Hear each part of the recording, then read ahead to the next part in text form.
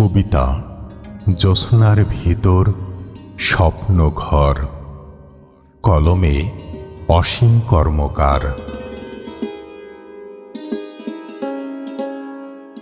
জলরেখায় বুকে ভাসে নীরব হাসি, কিন্তু সে হাসি কার তা কি জানা যায়? নদী বয়ে নেয় সময়ের আয়নায়, আমরা তাতে শুধু ক্ষণিক প্রতিচ্ছবি। নরম আলোর স্নিগ্ধ রশ্মি ছুঁয়ে অস্তিত্বের অদৃশ্য প্রান্তর এক আকস্মিক শূন্যতায় দুলে ওঠে ধীরে।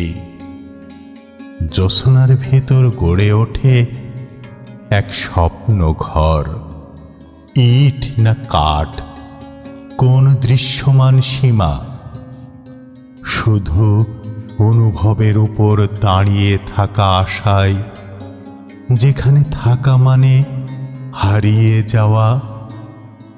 দোতলার টবে জন্ম নেয় যে আকাশ, সে কি সত্যি আকাশ, নাকি আমার সীমাবদ্ধতার ভিতর অসীম কল্পনার এক প্রচেষ্টা?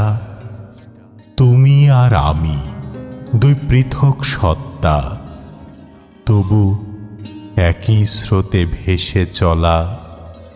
আঙুলে আঙুল রাখি, যেন নিশ্চিত হতে চাই আমরা এখন আলাদা আছি কিনা।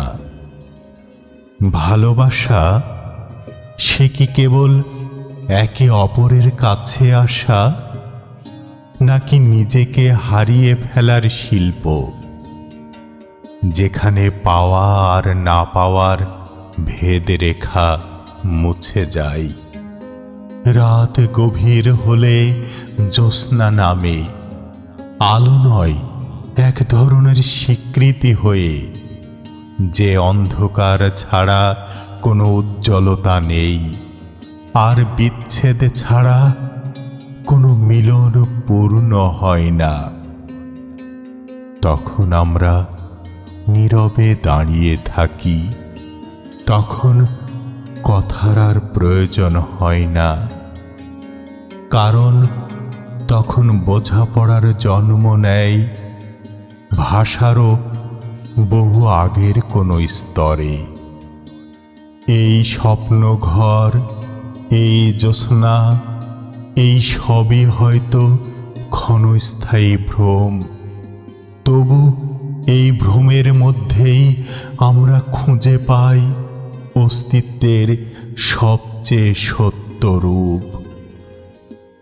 আর সেখানেই তুমি আর আমি মিলেমিশে যাই, না কোনো প্রেমিক, না কোনো পৃথক মানুষ, শুধু এক অনুভূতির অবিচ্ছিন্ন প্রবাহ।